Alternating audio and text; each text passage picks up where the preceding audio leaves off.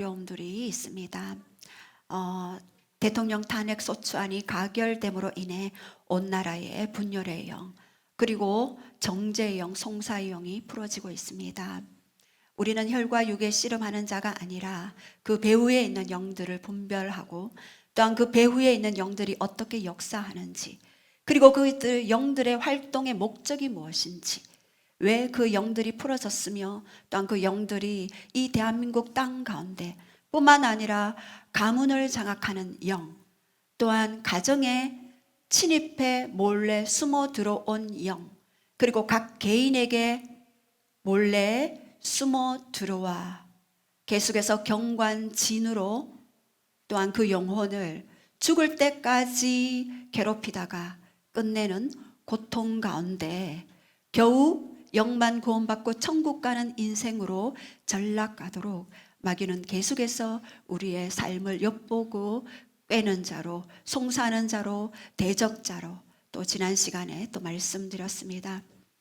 1948년 정부 수립 이후에 총 10번의 계엄령 선포가 있었습니다. 이승만 정권 밑에서 4번, 그리고 박정희 대통령 정권 밑에서 4번, 그리고 또한 전두환 대통령 정권 하에서 한 번이 있었습니다. 2024년 12월 3일 밤 종북 반국가 세력들을 일교에 척결하고 자유헌정 질서를 지키기 위해 대통령이 계엄령을 선포했습니다. 그러나 6시간 만에 해제되었죠. 계엄 해제 반나절 만에 야당이 윤 대통령 탄핵 소추안을 발의하였고 7일 국회에서 표결이 이루어졌지만 여당의 반대로 폐기되었습니다. 그래서 믿는 모든 자들은 너무나 또 감사하면서 다음 하나님이 스텝을 어떻게 진행하실까 또 하나님 앞에 질문하면서 서 있었습니다. 그러나 야당 탄핵안을 재상정함으로써 이제 다시 투표해서 가결되었습니다. 저는 그것들을 보면서 지난 우리 매일 성경에는 호세아서 끊임없이 배우자의 불륜을 바라보며 하나님 앞에 그 배우자의 그 불륜 앞에서도 끊임없이 사랑해야만 되는 호세아의 그 처절한 그 사랑과 그 마음을 대변하기 위해 하나님은 호세아 선지자를 세웠습니다. 호세아의 삶을 통하여 그 마음을 통하여 나의 마음은 이러하다. 나의 마음은 찢어지고 고통스럽고 절망 가운데 있다. 그렇게 호세아서를 통하여서 고멜이라는 그 여인의 그런 불륜을 통하여서 계속적으로 하나님은 호세아를 통해 말씀하셨습니다. 끊임없는 사랑, 조건 없는 사랑, 무조건적인 사랑이 십자가에 나타낸 바 되었고 그 아들 예수 그리스도가 이 땅에 오시기까지 인내와 참음과 겸손과 온유로 옷 입으셨던 예수님의 그 모습을 호세아서를 통하여 우리가 묵상하였습니다. 아, 사랑은 이런 것이구나. 끊임없이 참아주는 것인가? 끊임없이 모른 채 해줘야 하는 것인가? 끊임없이 그냥 바라만 봐야 하는 것인가? 호세아서를 통하여 하나님은 바라만 봐야 했던 이스라엘 백성들을 향한 그 마음을 말씀을 통해 말씀하셨습니다. 이제 아모스서를 통하여 북이스라엘을 향한 끊임없는 배역과 반역, 그러나 참고 또 참음으로써 드디어 공의의 하나님의 모습이 어떤 모습인지 공의를 드러내시는 그 하나님의 모습을 보고 있습니다. 저는 하나님 공의가 무엇입니까? 공의는 어떤 모습입니까? 라고 말씀드렸을 때 공의를 모르면 진정한 사랑도 모른다. 공의를 모르면 진정한 자유도 모른다. 공의를 모르면 진정한 인내가 무엇인지도 모른다. 공의를 모르면 나를 모르는 것이다. 그 공의는 말씀 속에 나타난 구약 39권, 신약 27권 총 66권에 나타난 나의 언약의 말씀들이다라는 그런 말씀을 해주셨습니다. 저는 그 공의의 모습이 에덴 동산의 선악과가 바로 공의구나를 다시 한번 깨닫게 되었습니다. 마음껏 네가 먹고 마시고 즐기라. 그러나 단 한 가지 선악을 알게 하는 나무의 열매를 따먹지 마라. 그것이 바로 하나님과의 약속이었고 그것이 공의이며 그것이 하나님과의 결혼식 언약 서약이었구나. 사랑만이 아닌 선악을 알게 하는 나무의 열매를 따먹은 전 인류의 고통된 지옥으로 가야만 하는 그 절규와 아픔과 뼈저리는 그 불타는 지옥 속에서 견뎌야만 하는 영원이라는 세계를 그 속에서 견뎌야만 하는 그 공의적인 속성을 가진 하나님을 반드시 우리는 알아야지만이 진정으로 사랑이신 하나님의 그 모습을 알고 그 사랑의 모습으로 함께 주님 앞에 설 수 있구나를 알게 되었습니다.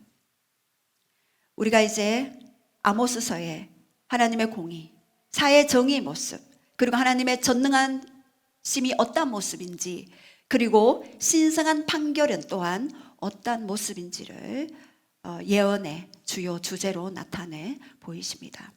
그냥 우리가 잘 되게 해주세요. 그냥 우리가 하나님 이 나라가 평안하게 해주세요.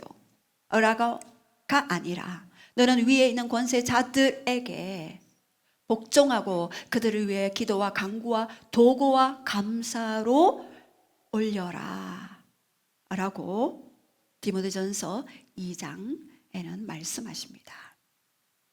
많은 사람들이 대통령 탄핵이 그 가결이 잘 되었다고 박수 치시는 분이 있는가 하면, 또는 너무나 마음이 아파서 이제 이 나라는 어떻게 됩니까? 라고 절규하고 계시는 분들이 계실 것입니다. 저는 오늘 하나님이 우리는 그냥 이 나라가 잘 되게 해주십시오 라고가 아니라 도대체 하나님은 이 나라를 향한 뜻이 무엇이며 우리 각 개인에게 어떤 기도를 하기를 원하시는지 아모스서를 통하여서 하나님은 계속해서 말씀하십니다. 특별히 아모스 4장 6절에서 11절에 보면은요, 하나님은 끊임없이 반역하는 이스라엘 백성들을 향하여 양식이 떨어지고 기근을 허락하시고 농작물에 피해가 있고 그리고 불로 그리고 지진으로 그렇게 하나님이 심판을 하시는 모습을 봅니다.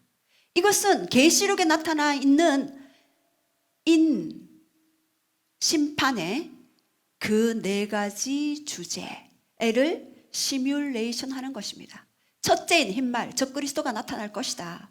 그때 너는 그 체제 속에서 노예처럼 살게 될 것이다 말씀하시죠. 두 번째는 붉은 말, 전쟁을 상징합니다. 지금 얼마나 많은 국가와 나라가 전쟁 가운데 있습니까? 세 번째, 검은색 말, 기근을 이야기합니다. 이제 곧 기근이 닥칠 것이다. 기근이 닥칠 그때를 대비해서 모든 빛을 청산하라. 여기 빛을 가지고 계신 분 있습니까? 빛을 빨리 갚으셔야 합니다. 그리고 네 번째 청황색 말. 이 청황색 말을 통하여서 우리에게 땅에는 검과 그리고 죽음과 사망과 땅의 짐승들이 서로 인간을 향하여 죽이게 되는 그러한 네 가지 표적을 보여주십니다.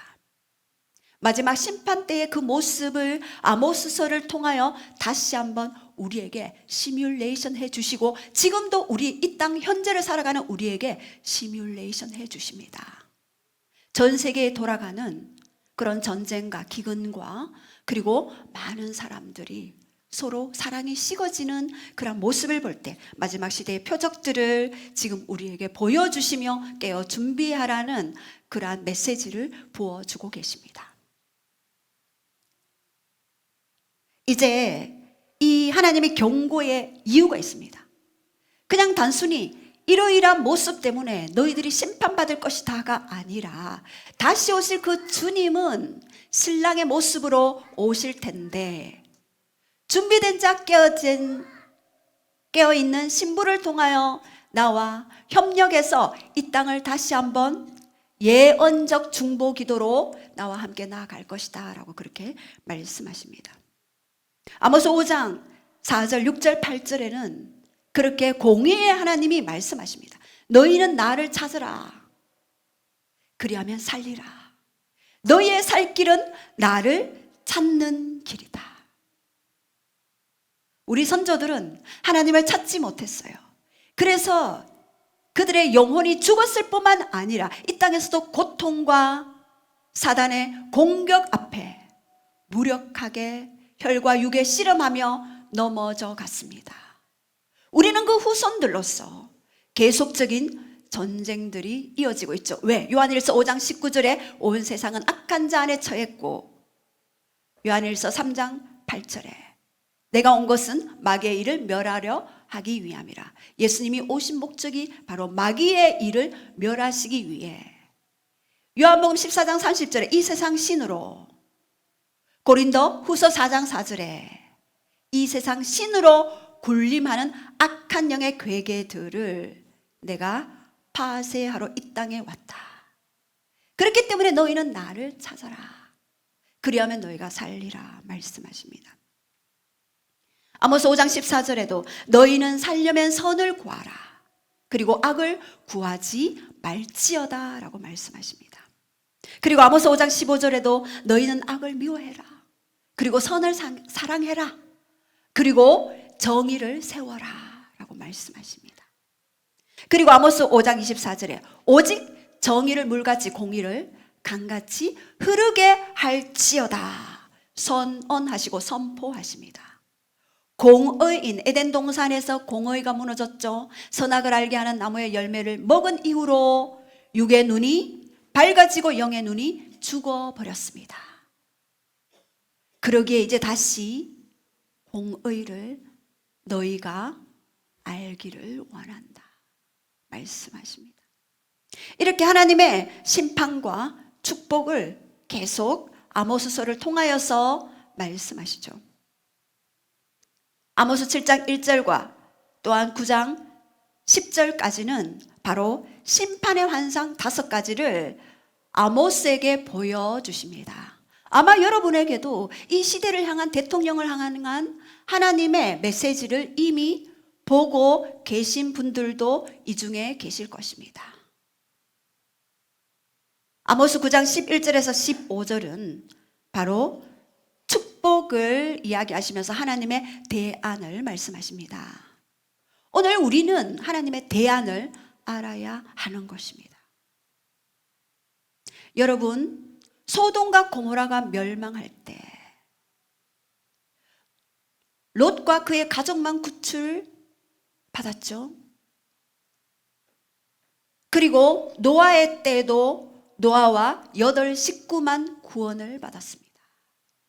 이것은 부르짖고 또 부르짖고 선언하고 선포하지만 들을 귀 있는 자만이 들을 수 있는 그러한 메시지이기 때문입니다.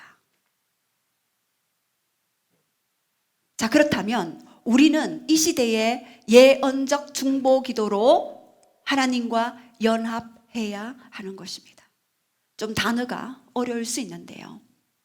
바로 이 예언은요, 프로페테이아라는 단어를 사용합니다. 프로는 헬라어로 미리라는 뜻이 있습니다.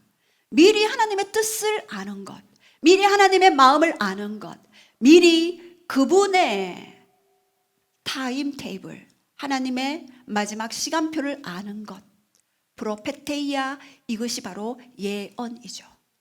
그렇다면 중보기도는요, 엔툭시스입니다. 멸망받아야 할 백성들과 하나님 사이에 들어가서 하나님의 은혜와 자비와 긍휼을 구하는 것, 그것이 바로 중보기도이죠.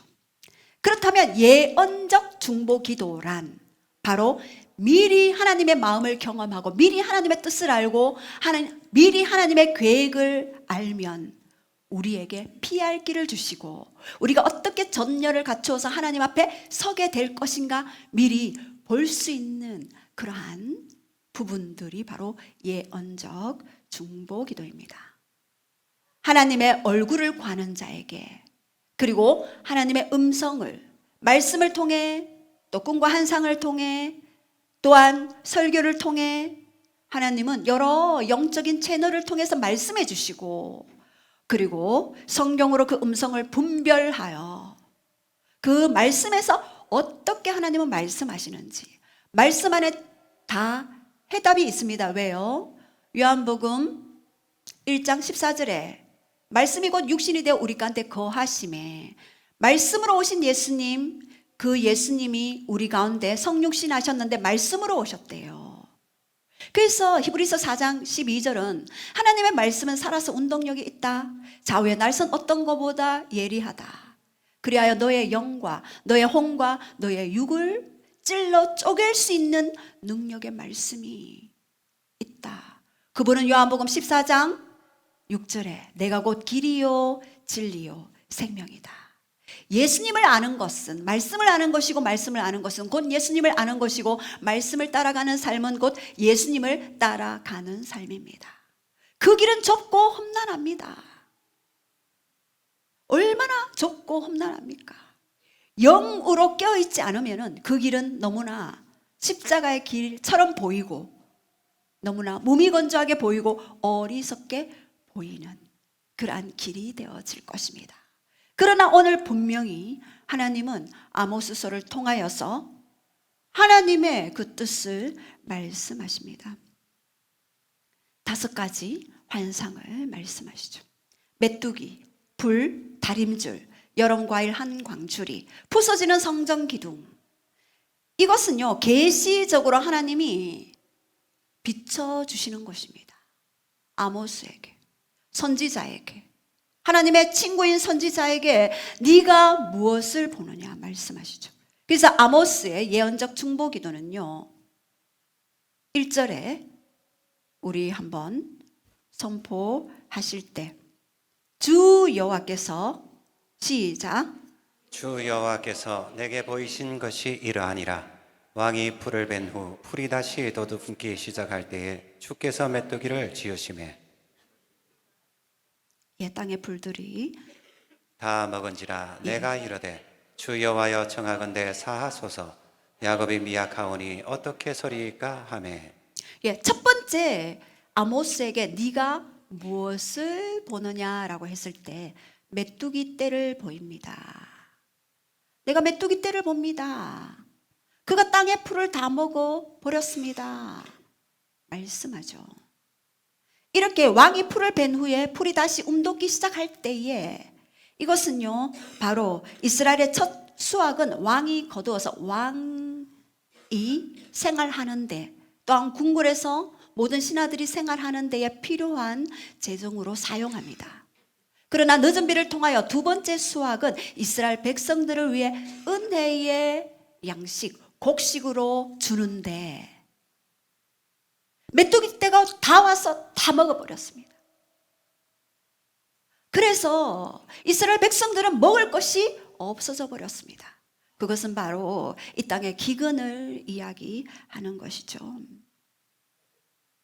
이것은 바로 이스라엘 백성들이 아람이 세태되어지고, 그리고 아수르가 잠시 무관심한 틈을 타서 북이스라엘이 가나안 패권의 중심에 설 수 있음에도 불구하고 북이스라엘의 죄악과 반역으로 인하여 어떻게 되는 것입니까? 바로 너는 멸망받게 될 것이고 심판받게 될 것인데, 그 중에 메뚜기 떼로 너의 먹을 양식을 다 없애버리겠다라고 그렇게 이야기하십니다. 그때 아모스의 중보기도로 주 여호와여 청하건대 야곱이 미약하오니 그들의 죄를 사하소서, 왜 야곱이라고 이야기할까요? 야곱은 이미 이스라엘로 바뀌었습니다. 근데 옛날 야곱을 이야기합니다. 변화되기 전에 야곱의 연약함과 에서를 속이고 거짓말쟁이 그 야곱을 이야기하면서 하나님 앞에 호소하고 죄를 사하여 주시옵소서라고 그렇게 중보기도 하고 있는 것입니다. 새로운 정체성이 생기기 전 연약하고 미약하고 죄에 넘어질 수밖에 없는 미약한 야곱을 용서해 달라고 청원하고 있는 것입니다. 야곱은 이스라엘로 이미 바뀌었죠. 그러나 변화되기 전 야곱을 계속해서 아모스는 정구하고 있습니다. 두 번째는 불입니다. 아모스 7장 4절에서 6절 말씀. 불이 큰 바다를 삼키고 육지까지 먹으려 하는지라. 불로 모든 땅을 황폐하게 만드는 것입니다. 이것은 바로 아수르의 침공을 염두에 두는 것이죠. 또 불도 아모스의 중보기도로 하나님은 뜻을 돌이키게 됩니다. 하나님은 기도하면 하나님이 뜻을 돌이켜 주는 것입니다. 언제까지 돌이켜 주실 건가요? 언제까지 하나님 인내해 주실 건가요? 바로 세 번째, 다림줄입니다. 이 다림줄은 아모스 7장 7절에서 9절 말씀인데요. 이 다림줄은 이스라엘 백성들이 건물을 지을 때 이 건물이 옆으로 넘어지나 안 넘어지나 줄을 달아서 수직으로 내려서 그 건물이 바로 세워질 수 있도록 하는 것입니다. 바로 쌓은 담 곁에 주께서 손에 다림줄을 들고서 계시면서 아모스야 네가 무엇을 보느냐 라고 질문하죠. 그때 내가 다림줄을 내 백성 이스라엘 가운데 두고 다시는 용서하지 아니할 것이다.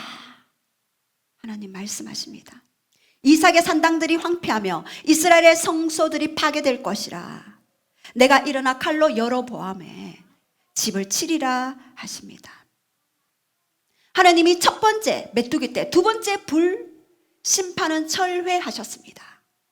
그러나 이 다림줄이 보여주시고 이 다림줄 가운데 넘어간 계속해서 바로 세워지지 못하고 계속적으로 다르게 건축되어진 이 이스라엘 백성들의 죄악을 내가 심판할 수밖에 없다라고 그렇게 하나님의 공의에 근거해서 말씀하십니다. 이제 다림줄, 아나크죠. 건물의 수평과 수직이 평행할 수 있도록 계속해서 달아보는 것. 하나님의 공의를 계속해서 공격하는 것이 누굽니까? 사탄이었죠. 그러나 이제 마지막 시대에는 하나님의 공의적인 속성들이 풀어지고 있습니다. 물론 그 공의를 능가하는 하나님의 사랑도 더 많이 풀어지게 되겠죠. 그리고 네 번째, 하나님이 아모스에게 보여주신 것은 아모스 8장 2절에 여름 과일 한 광주리를 보여주십니다. 여름 과일을 네가 보느냐? 여기에서 여름 과일, 이 이스라엘의 끝이 이르렀은즉 이 끝은요, 캐츠, 여름 과일이라는 단어와 비슷한 단어를 사용하시면서 일찍 많은 열매를 맺었으나 끝에 하나님을 배반하고 반역의 길로 들어선 이스라엘 백성들이 이렇게 여름 과일 한 광주리가 결국 썩게 될 것이다 라고 그렇게 말씀하십니다.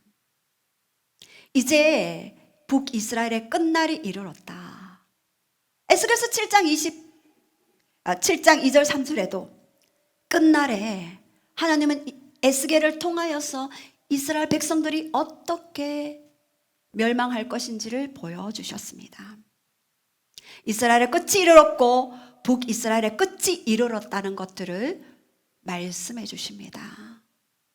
무르익은 여름 과일이 처음에는 너무너무나 좋으나 곧 썩을 수밖에 없는 그러한 연약함이 있다. 그래서 내가 그들을 그 공의에 근거해서 심판할 수밖에 없다. 그래서 모든 궁전의 애가 궁전에서 잔치하고 노래하고 했던 그 모든 노래가 슬픔의 노래로 바뀌어질 것이다 말씀하십니다. 저는 이스라엘 백성들의 이 연약함이 우리의 연약함이다라는 것들을 생각해 봅니다. 우리가 좀 잘 될 때는 노래하죠. 그러나 일이 잘 안 풀리고 힘들 때는 어떻게 됩니까? 애가를 부르게 됩니다.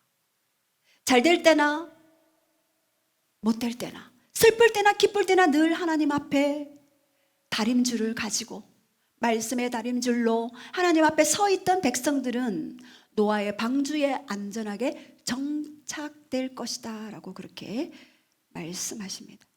그리고 다섯 번째, 부서지는 성전 기둥을 아모스 선지자에게 보여주십니다. 아모스 9장 1절에서 10절 말씀에 보면은요, 성전 기둥이 부서지는 것처럼 이스라엘이 그 죄악으로 말미암아 부서지게 될 것이다 라고 그렇게 말씀하시죠. 바로 성전 멸망을 이야기하는 것입니다. 이 1차적인 멸망이 바로 종교적인 타락으로 말미암아 그렇게 소돔과 고모라도 어인 10명이 없어 멸망된 것들을 기억하라 말씀하시면서 이제 이 1차적인 멸망이 오게 될 것인데 1차, 2차 때는 아수르에게 그냥 잡혀만 가지만 3차 때는 완전히 무너지게 되는 것입니다. 그렇다면 이 아모스의 예언적인 중보기도가 첫 번째 메뚜기 때, 두 번째 불은 하나님이 뜻을 돌이켰습니다. 그러나 하나님의 다림줄을 달아보실 때, 그 다음에 여름 한 광주리와 그리고 또한 성전의 두 기둥의 그 계시를 보여주시면서 그때는 하나님의 공의를 될 수밖에 없는 하나님의 아픈 마음을 말씀해 주십니다. 자, 그렇다면 우리가 에덴 동산에서 첫사람의 예언적인 중보기도는 어떠했는 것들을 우리가 볼 것입니다. 창세기 1장 28절과 또 2장 5절 말씀을 우리 한번 읽겠습니다. 시작. 하나님이 그들에게 복을 주시며 하나님이 그들에게 이르시되 생육하고 번성하여 땅에 충만하라. 땅을 정복하라. 바다의 물고기와 하늘의 새와 땅에 움직이는 모든 생물을 다스리라 하시니라. 예, 여기에서 하나님이 우리에게 생육하고 번성하고 땅에 충만하고 땅을 정복하고 땅을 다스리라 하고 인간을 만드셨습니다. 조금 전 기도 때도 창조의 원형을 회복하라라고 하셨는데 바로 이 창조 때에 인간의 모습이 하나님의 형상, 하나님의 모양으로 지어졌으며 그리고 우리의 미션은 생육하는 것입니다. 번성하는 것입니다. 충만하는 것입니다. 다스림의 DNA가 있는 것입니다.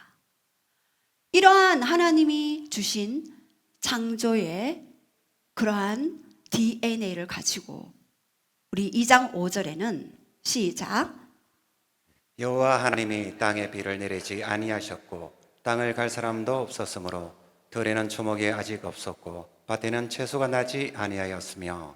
예, 에덴 동산에서 그 아담과 하와에게 땅에 비를 내리지 아니하였고 땅을 갈 사람이 없었다. 여기서 갈이라는 말은요, 경작이라는 뜻입니다. 이 갈다, 경작하다, 아바드입니다. 이것은 섬기다, 쟁기질하다, 예배하다입니다.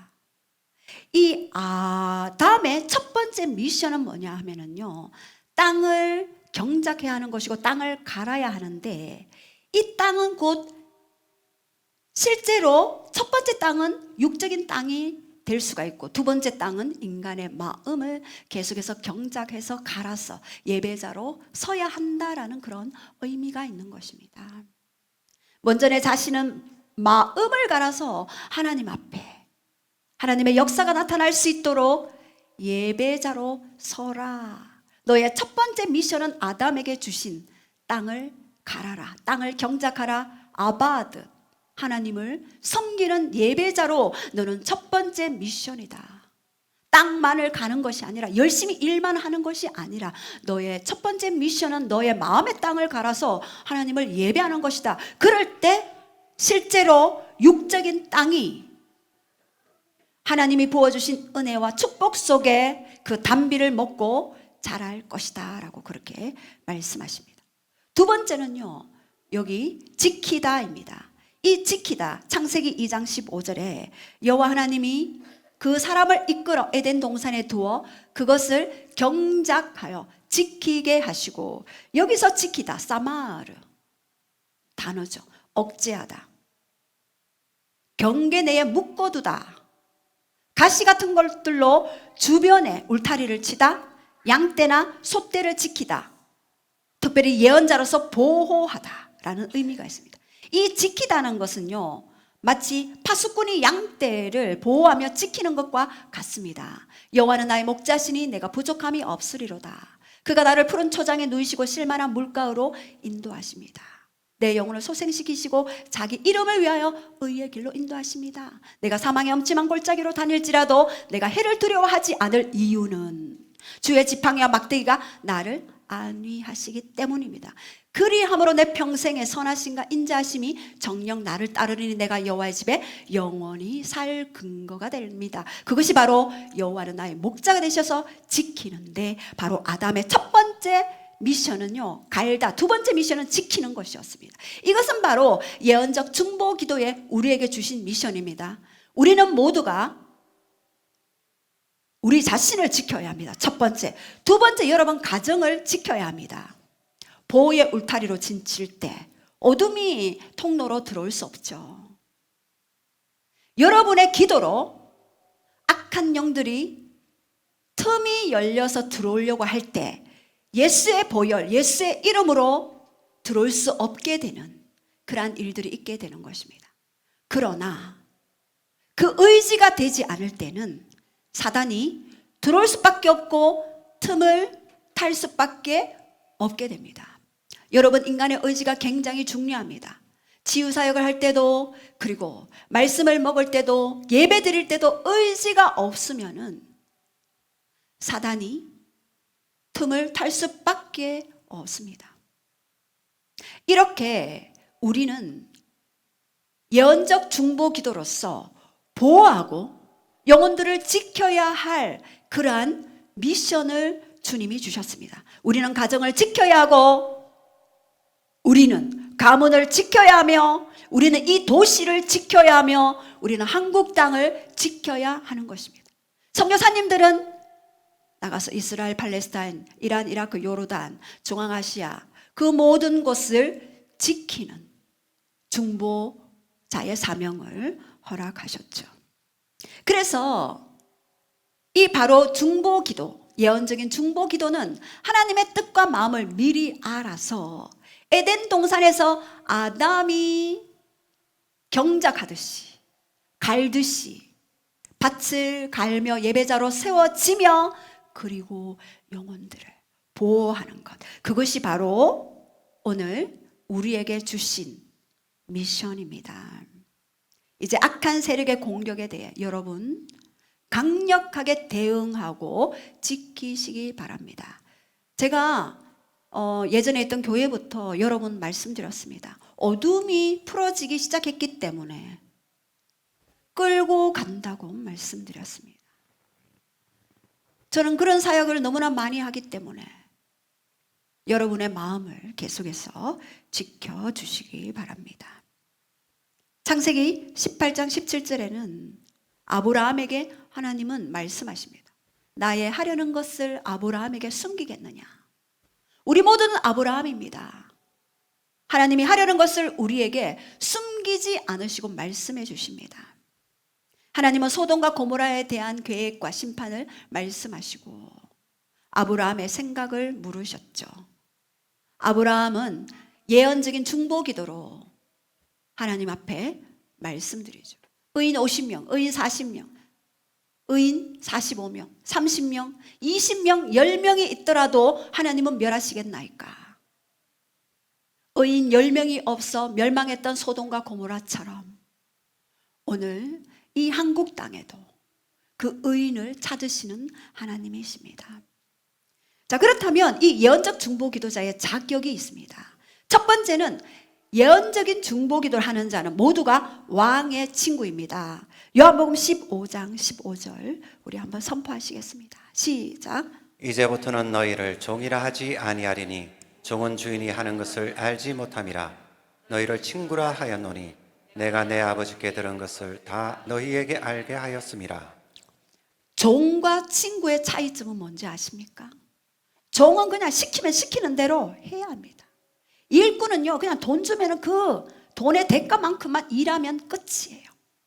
그러나 친구는 그 친구의 비밀과 감정과 그의 고통과 그의 아픔, 그의 슬픔까지도 나눌 수 있는 자가 바로 친구입니다. 바로 하나님이 예수님에게 자신의 비밀을 이야기하셨고, 예수님은 그의 친구된 우리를 부르셨고, 예수님의 비밀을 우리에게 말씀해 주셨습니다. 그분의 감정,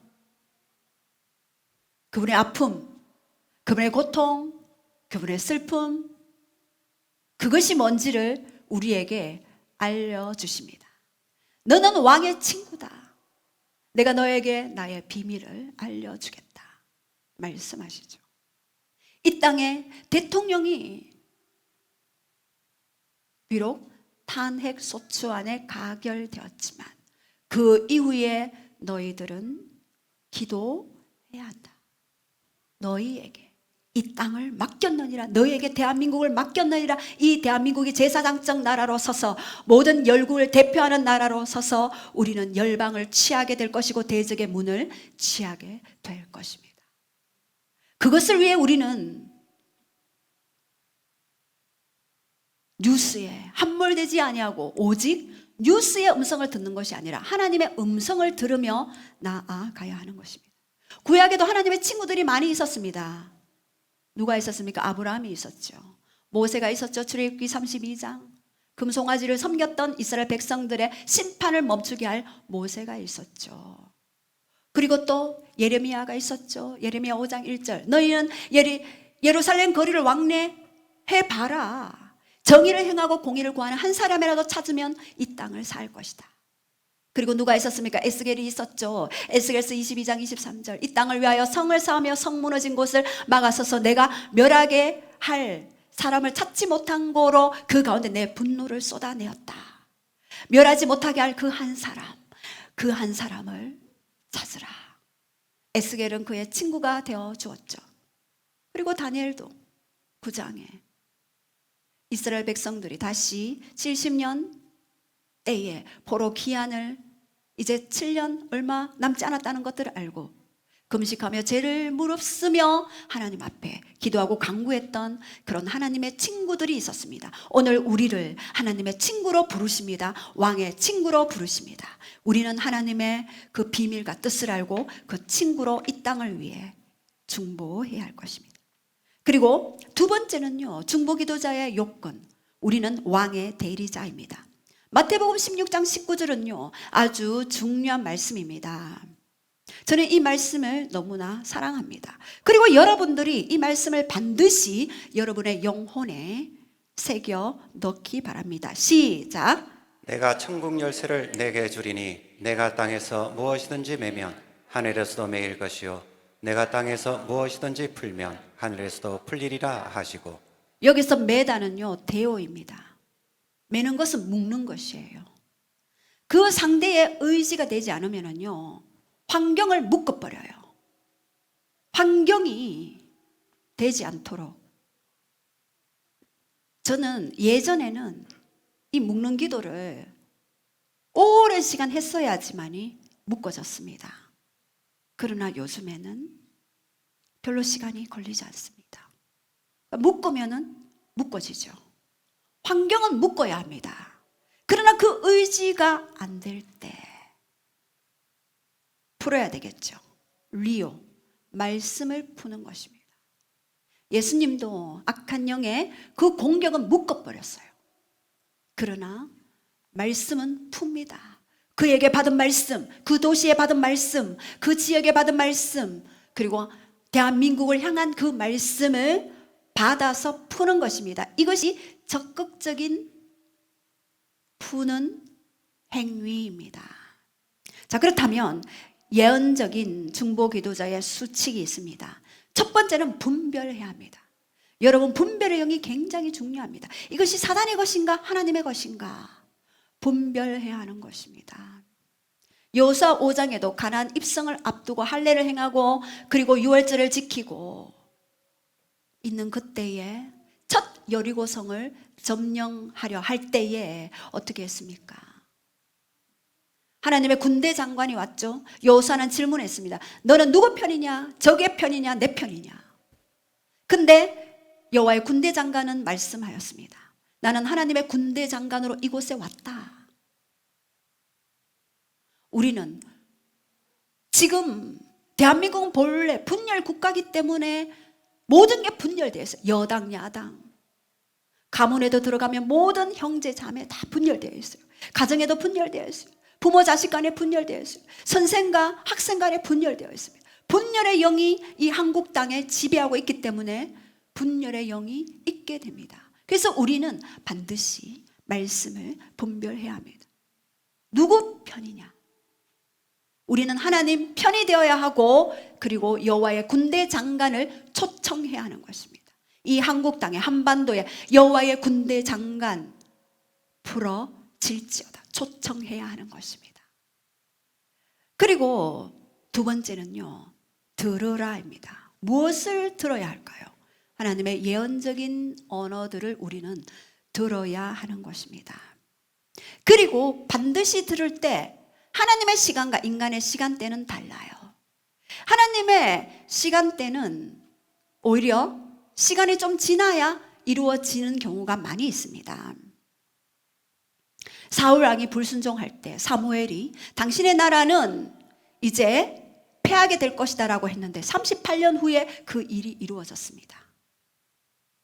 그리고 아브라함도 25년을 기다렸을 때 이삭을 주게 되었죠. 저는 아브라함이 만약에 10년 동안도 하나님을 신실하게 믿어왔다면 하갈이 아닌 이삭을 얻을 수도 있었겠구나를 생각해 봤습니다. 이것은 성경에 없는 이야기예요. 그냥 제가 추측해 보는 것입니다.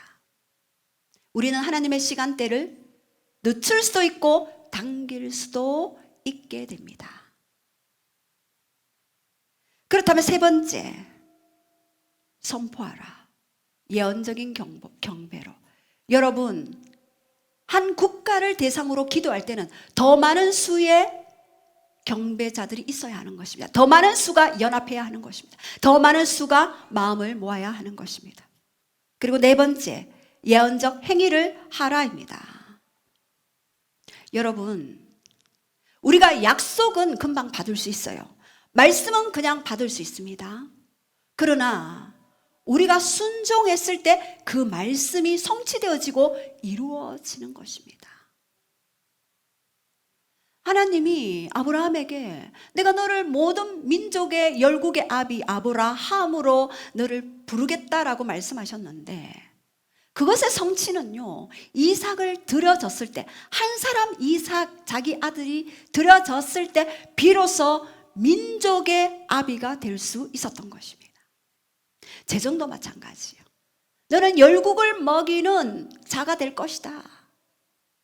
그런데 오늘 하나의 한 렙돈, 작은 돈이라도 심을 때, 순종할 때 비로소 열국을 먹이는 가이오, 장로와 같은 자가 될 것이고 교회의 식주인 같은 자가 될 것이고 그리고 재무장관의 천국 재무장관이 될 것이다 라고 그렇게 말씀하시죠. 우리가 조르고 눈물 많이 흘리고 한다고 응답되는 것이 아니라 우리의 작은 순종, 그 순종이 하나님의 예언적인 초자연적인 역사를 이 땅 가운데 풀어내는 것입니다. 저도 이 순종이 상당히 어려웠는데요. 이 순종은요, 응답을 가져오는 것입니다. 그렇다면 이 높은 차원의 예언적인 중보 기도는요, 바로 예언적인 행동 안에서 순종을 통해 하나님은 그 뜻을 이루어 가십니다. 받은 말씀을 가지고 그 말씀에 순종할 때 하나님의 더 큰 영역의 확장 배가 증가를 나타내십니다. 애굽에서 나올 때 이스라엘 백성들에게는요, 아주 어린 아이였어요. 그래서 그냥 홍해도 그냥 모세를 통해 갈라줍니다. 그러나 광야 생활이 지나가고 요단강은요, 본인이 발로 밟을 때 물이 확 열리도록 역사하십니다. 우리는 그 단계에 맞게 어린아이 때는요, 그냥 보채기만 해도 하나님이 확 들어주셔요. 그러나 단계가 올라가면, 장성하면은요, 어떨 때는 지연시킬 때가 있어요. 하나님이 전략적으로. 그것은 바로 우리의 순종을 보시고 우리의 인내를 보시고 우리의 성품의 연단을 보게 하시는 것입니다. 자, 그렇다면 우리 하나님의 대안이 있습니다. 하나님의 대안은요, 아모스서 5장에서 너희가 나를 찾으라 그리하면 살리라 라고 말씀하셨고, 아모스서 7장에 그리고 9장에 5가지 하나님이 계시적으로 메뚜기 불, 그리고 다림줄, 여름 과일 광주리, 또한 성전의 두 기둥을 보여주시면서 이제 하나님의 대안을 말씀하십니다. 그것은 바로 아모스서 9장 11절에 있습니다. 시작. 그날에 내가 다윗의 무너진 장막을 일으키고 그것들의 틈을 막으며 그 허물어진 것을 일으켜서 옛적과 같이 세우고 그들의 에도름의 남은 자와 내 이름으로 일컫는 만국을 기업으로 얻게 하리라. 이 일을 행하시는 여호와의 말씀이니라.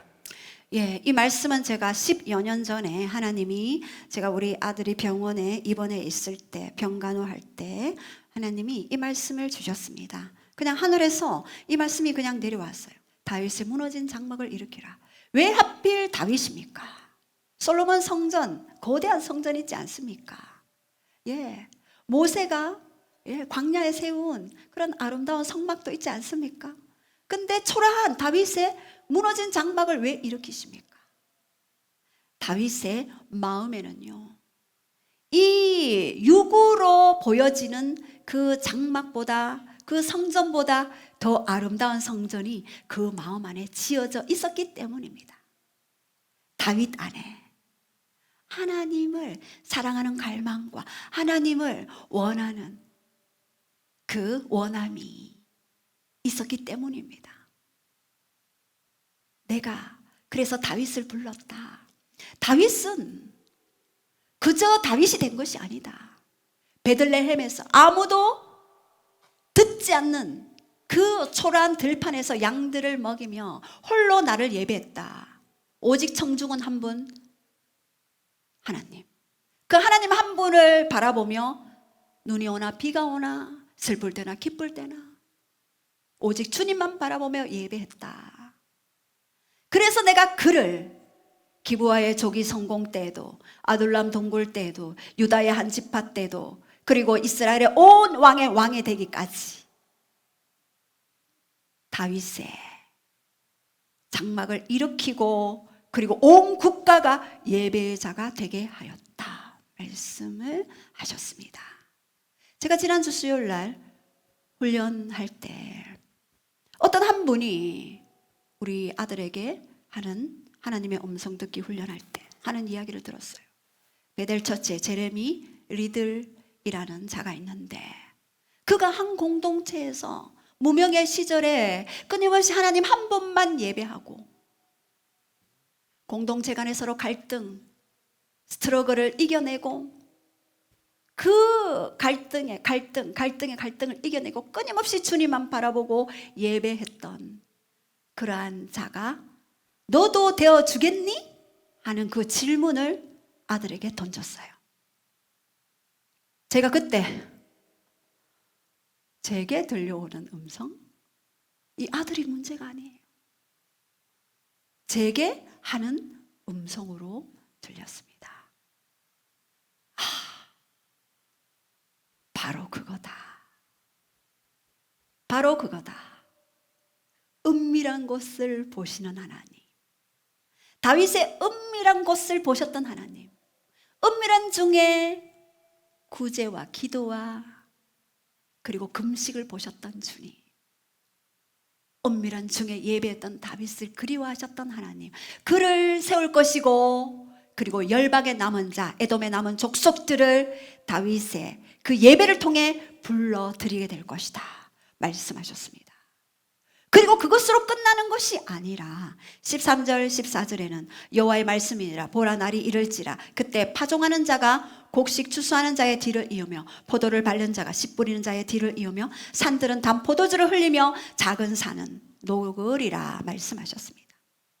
이제 내가 내 백성 이스라엘이 사로잡힌 것을 돌이키리니 그들이 황폐한 성읍을 건축하여 거주하며 포도원을 가꾸고 그 포도주를 마시며 가원들을 만들고 그 열매를 맺으리라 말씀하셨습니다. 여러분, 이제 우리 하나님의 대안은요, 바로 다윗의 무너진 장막을 일으킨, 그리고 다윗들을 일으키는, 예배자들을 일으키고 경배자들을 일으키는, 비가 오나 눈이 오나 슬플 때나 기쁠 때나 하나님 앞에 오직 땅의 것을 생각하지 말고 위의 것을 생각하라. 그리고 예수님, 믿음의 주여 온전케 하시는 예수님만 바라보라. 하나님의 대안은요, 경배자들을 일으키는 것입니다. 하나님이 첫 번째 우리 이 교회에 주신 미션은요, 바로 우리 한 사람 한 사람이 기도의 집이 되는 것이고 다윗들이 되는 것입니다.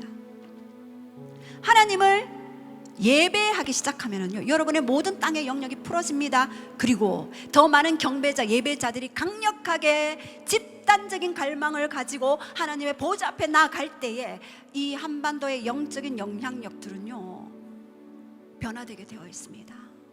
얼마나 많이 확보할 것인가. 지금 한반도에 영적인 어둠이 드리워져 있어요. 다음 세대들이 마음껏 예배하고 경배하고 춤을 추며 하나님을 찬양할 수 없는 시대가 점점 다가오고 있습니다. 여러분, 공산주의가 되면은요, 첫 번째 십자가를 다 불태워요. 중국이 그렇지 않았습니까? 중국 공산주의 영이 장악하니 십자가 다 불태웠습니다. 그리고 코로나가 왔죠. 그리고 선교사들 다 추방했습니다. 중국. 그러나 그 지하교회의 경배자들을 통하여 중국이 일어나게 나고 있습니다. 바로 우리도 하나님을 예배하는 것이 무엇인지를 우리가 좀 배우기를 원합니다.